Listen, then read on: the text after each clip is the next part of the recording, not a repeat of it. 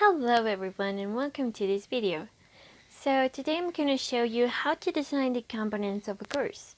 And I'm going to ask you to please bear with me because this video is going to be a roller coaster and you're going to see why in a minute, but I'm going to try to make it as simple as possible so you can understand it.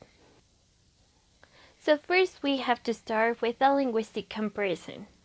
And this is going to be between two methods that were very popular back in the day, like in 1960s, 1970s, and it's between the contrastive analysis and the error analysis. So the contrastive analysis was between the learner's native language and their target language. So, as I said, it was really popular in the 60s and the 70s, and it was used to predict difficulties for students, as well as differences between two languages and how they would represent the difficulty. We would take these difficulties and then form a basis of a syllabus with these grammatical features. But this method actually had its cons. It wasn't very strong, to be honest, and there was a large difference between the languages that were easy to learn to those who had little difference in difficulties. So this actually fell into disfavor. And the next approach that we're going to see is the error analysis. And this was between the learner's interlanguage and the target language. This method gives insight into main problems learners may have when learning English. And there was also this study that was made by two English writers, of course. Their names were Swan and Smith. And they took 18 language groups and identified the frequent errors in their English production. And this was used to form a database for selection of topics in courses for upper intermediate learners to refine accuracy. However, for beginners and elementary students, the syllabus was selected on what was simple to learn and what was complex, so yeah, that was also a con for it. These two methods were the main basis of the ELT course design in those years. But of course, we have criticisms for it, and we're gonna talk about those. So the first one questions, should grammar be the main organizing principle in a syllabus when it sets a list of items to be taught? So if we have communication as our language main focus, then our primary interest has to be the purposes, why the language is being used, and how are we going to choose the forms to express those purposes.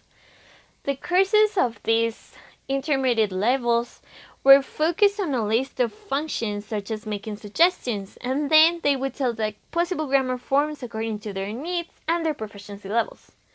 This was an advantage because we could focus on their needs mainly, rather than in the language dimension. But, because there's always a but, right? There were also problems with this reprioritization, and it was because it assumed that students have already acquired a vast knowledge of grammar, which wasn't always the case. And it also told that it was much harder to apply the simple to a more complex order. We also have that it was essential to achieve a degree of generalization in what they have learned. Of course, grammar should be presented in different ways, and we know that there is no way one can know a language without knowing its grammatical basis first. There was also the need to take communicative purposes into account of language. So, we are going to move to the second criticism that they had, which was the notions of simplicity and complexity. Why do students fail to learn items that have been extensively practiced in class? So we have to make the relation between mental processing and learnability and how does it functions. So mental processing is about how we perceive and how we produce a new rule, while learnability determines the order in which grammatical structures are going to be learned. And I have an example here with the inflection S in the third person singular of simple present. So we have that students actually thought about the person he, she, it opposed to I, you, and as well as the number he, she, it opposed to they. So this was something that they had to keep in the short-term memory to produce this inflection. So it was a little gain from this rule. Since they had to signalize this by pronouns, the structure wasn't really used. Contrary to this, we have the natural order hypothesis. So this hypothesis talked about how language rules are acquired according to a predictable sequence, and how this sequence had to remain the same in classroom and outside of it. So before we got into this kind of hypothesis, we had the morpheme studies, which were studies that told how children acquire certain grammatical morphemes such as the inflection S, the ing, the ed, and the articles a and the. It had a similar sequence, but this could also represent a slower mental processing in certain children. Recent studies have shown that both children and adults learning second language in natural settings acquire grammatical morphemes in a similar developmental sequence, which may be affected by prior knowledge of another language.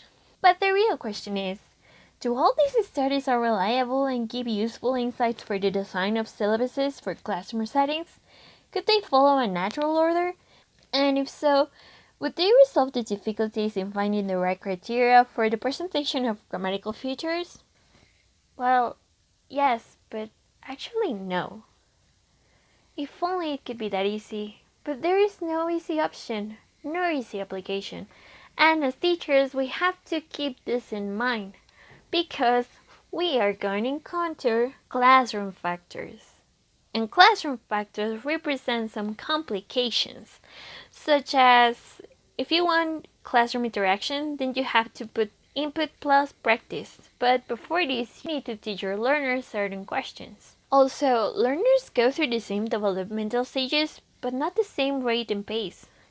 And you may have an heterogeneous group in terms of existing language proficiency. Overall, we have insufficient information about how the classroom can influence and improve natural processes, which leads us to even further criticism to these ideas.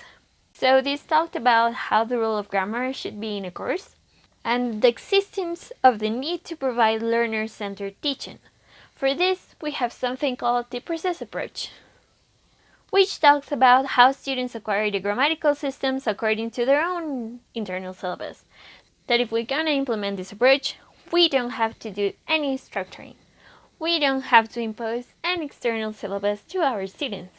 Instead, we need to facilitate learning by creating a classroom environment rich in varied input, which provides learners with opportunities to acquire learning by a range of learning tasks. Several writers gave their opinion regarding these ideas, and we have an example here, which is how the language is tidied up and how the language is untidied. So when we talk about tidied up language, we talk about structures and how these rules are going to be applied. And when we talk about the untidied language, then we have that it's natural language. It is raw, unstructured input. Even if this means a difficulty for learners, they have to encounter this. This was another type of approach that you can use. Any grammar component will depend on the learner's particular needs. So we are left with another question. How can we see the approach the learner needs? It depends on their own cognitive style if they respond to our choice of approach. And this is because learners have different interest styles. So I'm going to talk about the global learner and the learner who decides to analyze details. The global learner focuses on the impression of new things. They like experimental teaching through classroom communication, guessing, and structuring. And there's learners who rather analyze details. They prefer to deal with grammar formally and look at the rules and relationships and then apply them. So of course, we're going to have clashes between both styles. We as teachers need to have different approaches to these styles. We also need to make our learners see that both styles have advantages and they can expand their horizons and have a better understanding of grammar with each of these approaches. There are also other types of factors that we can use to determine how are we going to approach grammar. And this chart is very useful and I'm going to tell you why. So we have Sells and Mercy's chart. It goes from the less important, the focus on form, and the more important. So we have learner variables such as age, proficiency level, and educational background. And we also have instructional variables such as the skills, register, and what are their needs and how are they going to use their language. So I'm going to tell you the principle of this chart, and it says, the more factors the teacher identifies on the left side, the less important it is to focus on the form. The more factors the teacher identifies on the right side, the more important the grammatical focus. I'm going to give you 2 examples to understand better this chart. So for children, we have their proficiency level is at the beginning. Their educational background is preliterate, no formal education. And the instructional variables are that they have more skills in listening and reading, the register they use is informal, and the needs or use they give to language is for survival and communication. So for informal spoken English, we have that comprehension of the message is main priority, and we have fewer demands on accuracy. Whereas, if we go to the other side of the chart, we have adults. Their proficiency level is advanced, their educational background is literate, well-educated, and when it comes to instructional variables, we have that the skill they use the most is writing, the register is formal, and the needs or use they give to the language is professional. So, of course, when it comes to writing, they're going to focus on accuracy of form as well as the ability to use complex grammatical devices and formal writing. To further understand this chart, I'm going to give you 2 examples with exercises. So how to find a suitable approach? In these exercises, we have that they are very simple forms, and it uses grammar through stories and visuals, as well as they see the language for themselves and they have a problem-solving approach. To resolve these exercises was the students use their first language to explore understanding of their second language structure and also group them so they reduce their anxiety. As you can see, it's pretty simple, nothing too formal, nothing too structured. So for the second example, we have a more literal and well-educated focused exercise. So grammar receives explicit focusing here. This exercise is all about emphasis and how to use the stressed sentence to give this emphasis. So students are introduced formally with complex structures of English and they are encouraged to reflect on how the language works. They are conscious and they also focus on the form.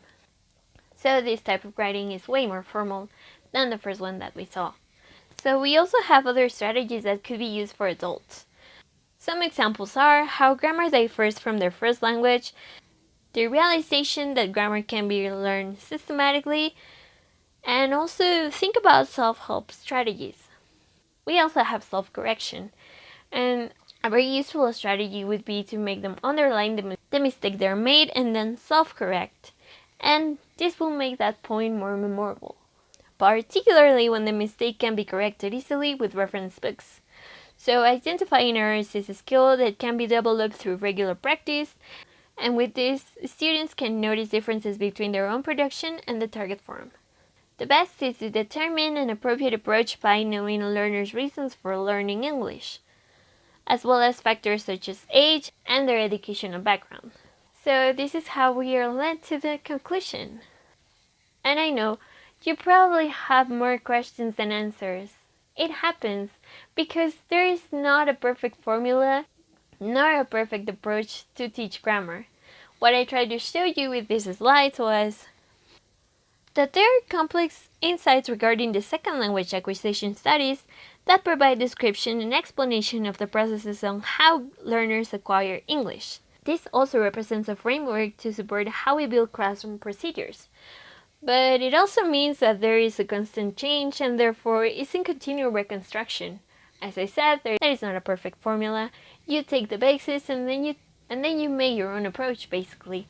Also, I try to show you the different approaches used in ELT and how some of them are appropriate in the context of communicative language teaching, which is also in the process of finding new and better ways of developing the grammatical competence of students. We also have to point out the fact that teachers choose from among different approaches available talks about their interests in learners' needs and that they have in mind students in develop difference in style.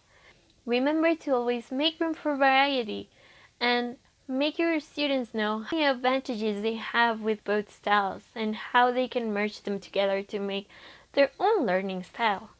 Remember that you always should make different observations and carry explorations to discover what students prefer and what they say are useful. This way, students will feel positive about the approaches that you are going to use. And overall, remember, practice is important. And try to modify your approaches to be as interactive and realistic as possible. I want to thank you so much for your attention. I know this was confusing, but I hope this was useful for you. Thank you so much, and I'll see you in class. Please take care.